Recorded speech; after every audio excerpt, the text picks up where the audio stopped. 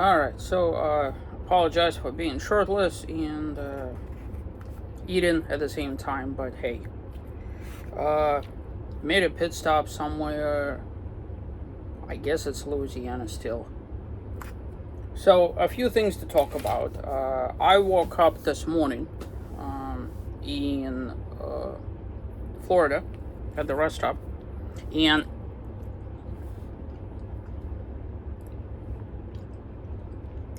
sprung a leak.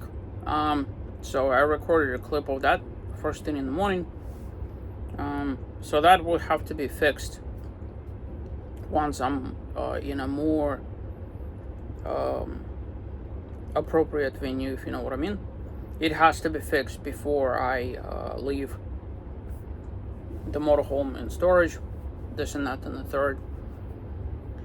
So after that, I have crossed from Florida into Alabama, from Alabama into Mississippi,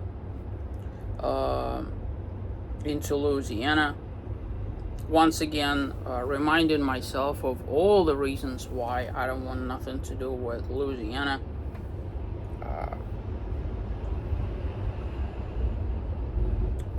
I really don't understand what is up with Louisiana. I really, anyways. So now I'm specifically Baton Rouge. Doesn't really have the best of reputation, and honestly, oh hey,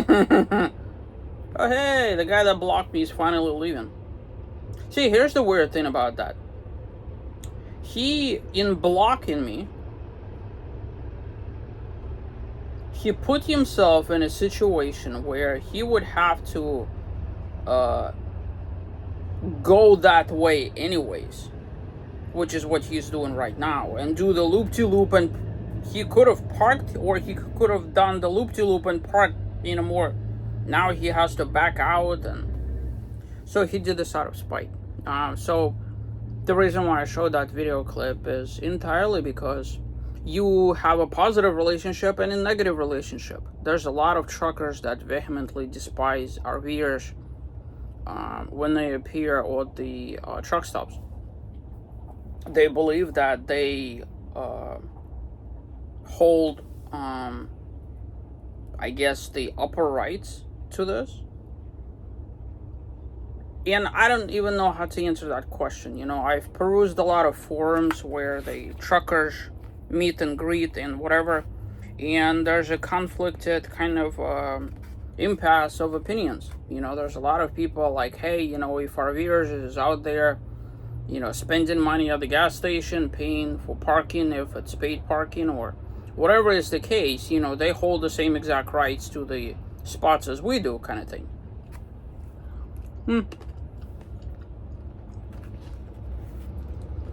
Others hold a completely different opinion. So, there's that.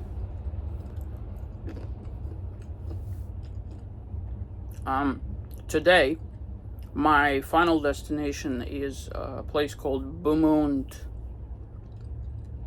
on the border between Texas and Louisiana. I don't even know what state that is. But my goal is to make it there, hopefully in the next hour and a half or so. That's assuming I leave now and I'm still eating. And once I get there, I have an absolute decision to make. As you know, there's a whole bunch of weather brouhaha, churning and doing whatever.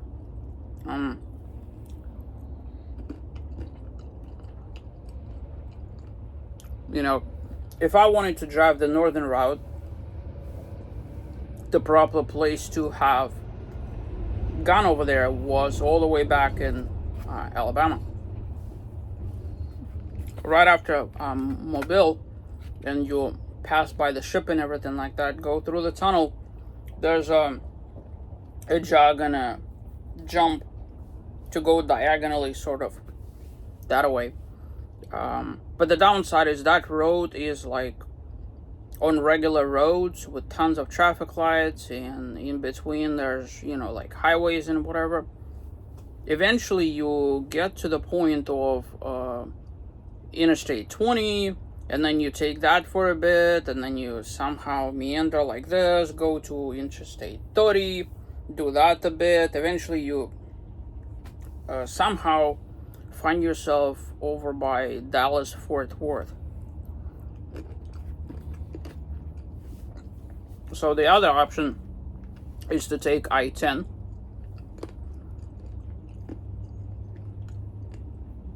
and just keep going and going and going, and at the last moment over by Houston, Texas, you have this opportunity to go straight up.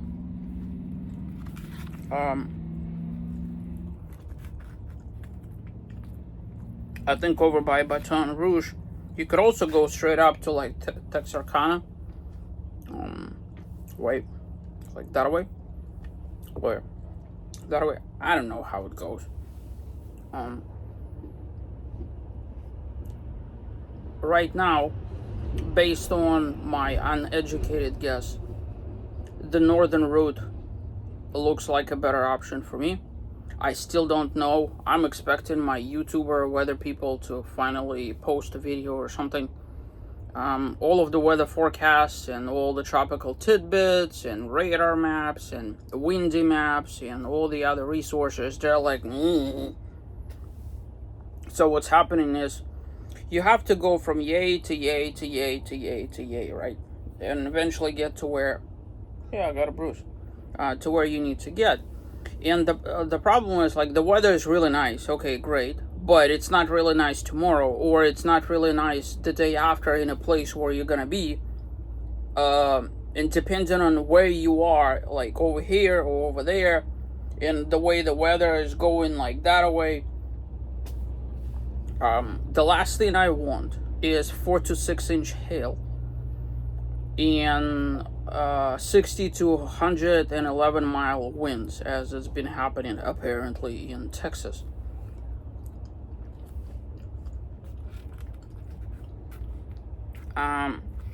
I really don't want that at all, in the slightest. Which is why this whole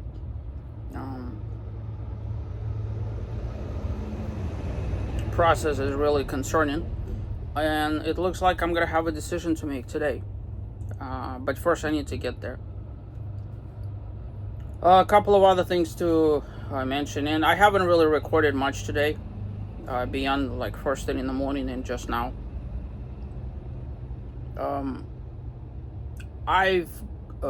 My Google Maps have led me astray. It does it every once in a while, and unfortunately when you drive in a motorhome, Google Maps doesn't care that you drive in a motorhome. So when I got to the place where I needed to get, around Baton Rouge, all of a sudden it told me to get off interstate and go and take this exit. And I was like, what the hell do I need to get the exit for, right? And it kept screaming at me and kept screaming at me, and I could see the exit is called like College Avenue or something like that. And you could see how I-10, by the way, state of Louisiana, shame on you for doing this. In the same place. I-10, I-12, I-111, or 110, I-110, 110th Avenue, 110th whatever, like that whole stretch through Baton Rouge, you're like, what in the world is going on? There's so many, like, you don't even know where to look. Like, it is so easy to accidentally find yourself in a different place. But in any event, at that very thing, the road is going like this, right? And it's telling me to take this exit. And if you look diagonally through the exit, you could literally see the I-10 go sort of like this, and then they merge. So I'm like, okay, well, maybe it's just like a little, no, it's not.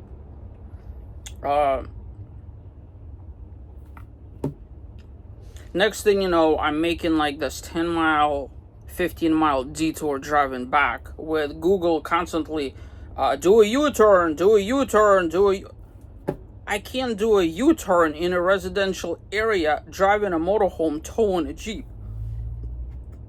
So I got all bent out of shape about that. Unfortunately, every single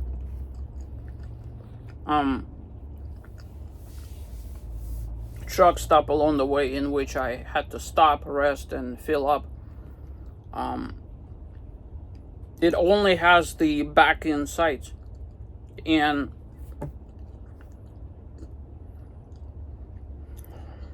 yeah. So I had to park every single time in the same way I park right now, in a place where I shouldn't really be parked in the first place. But I mean, there's really nothing that I could do, if you know what I mean. Another thing, these kinds of places, they have a clear sign that say RVs and autos over here and trucks over there. The places where RVs and autos go to fill up fuel are not designed for RVs. I don't care. Like, I literally don't care what they say. They're not designed. Like, it's physically stupid to put a motorhome in there. And all the people weaving in and weaving out and trying to leave and trying to come, and not to mention the fact that they love to park at the pump and then just go to the store to do whatever the hell. Alright, so like today I waited for this lady for like 10 minutes. Right? I'm already at the pump, right? But like I'm far enough from the actual mechanism that like I need to move forward, and she's gone. She's gone. She's comes out like 10 minutes later, starts chatting up with this hobo guy. Apparently blossoming romance and everything. Then she realizes that her pump doesn't work. She finally moves. Another gas station, the fuel was coming out at like 1/10 of a gallon, 2/10 of a gallon. And when you have to pump like 36 gallons worth of fuel, because I don't let my tank run low, below a quarter. So it's just been a weird day. Good news, my generator works again. So that's good. So my target for today is to drive another hour and a half, park, all this other stuff, and then once there, do some investigation to figure out what to do next about all of this, because this is about like the last opportunity for me to go in. I'm sure you could probably figure out a way how to like, but what's happening is, you know how Texas is like that. So this is the Mexico up here, and the weather pattern is doing this number, and the other weather pattern is doing this number. So there's this hilarious image that's been circling the drain on the internet, where there's they call it like a block or something. So it's like around the East Coast over here, and around Texas and all the stuff over here, and I swear, don't shoot the messenger, it looks like two female breasts like this, and all the people are freaking out about it, and I posted on my Facebook thing that I'm driving right in between them, because that's exactly what I'm doing. So what's happening is, as the weather is moving in, if I go this way horizontally, like from Houston to San Antonio to El Paso to there's going to be this nasty crap right along the border of Mexico and Texas, and also between New Mexico and Texas. Like, it's just churning in At least that's what it was this morning. But the weather forecast is different every single day. So the reason why I picked southern route is because the north was all weird and crazy and all these other things. Not so much anymore, right? So technically, if I take the northern route, while it's doing this number over here, I could kind of do the... But the problem is, if I get caught in it, I'm done. Because last time I drove through the stretch between Dallas and Amarillo, it was blowing like 80 miles an hour, and I was driving like this. And I have no idea what I'm gonna do at that point, honestly.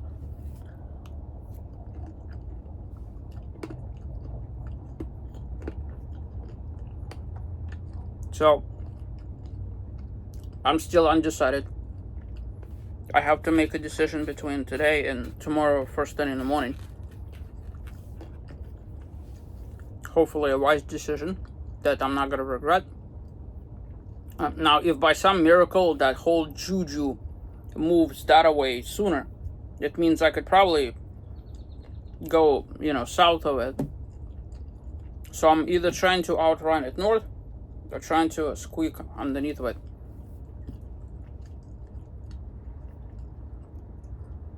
Anyways, took this board out from under the couch, unscrewed the screw so that now, when I like tug on it, at least I could put my hand in there and turn my inverter. So the inverter is the Harbor Freight inverter. I ditched my Renogy quite some time ago because it was so fussy and unreliable. I still have it. I just don't have any confidence in it.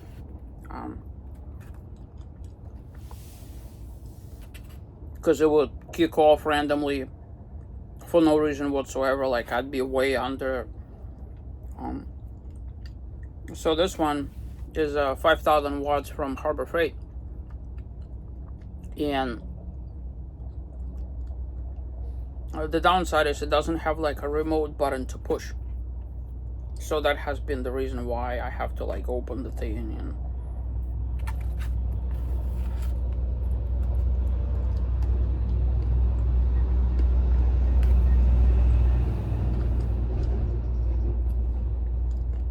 but other than that,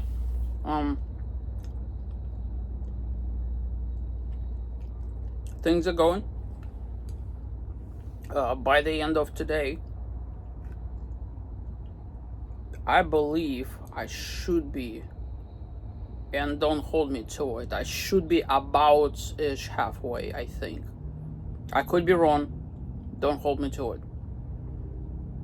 I know I'm at least 40% there in terms of distance. I know like with the northern distance,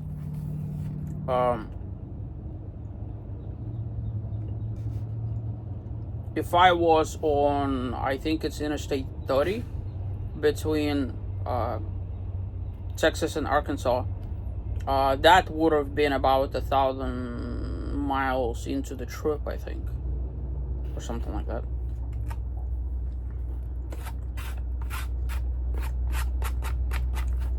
So the difference in mileage between the north trip and the south one is that the southern adds like another 200 miles. And another 200 miles is almost 4 hours of driving. Go figure. So while 4 hours may be like, whatever, if you have any kind of time crunch, any kind of deadline of a place where you want to be and all this other stuff, that's when it becomes a problem, doesn't it? So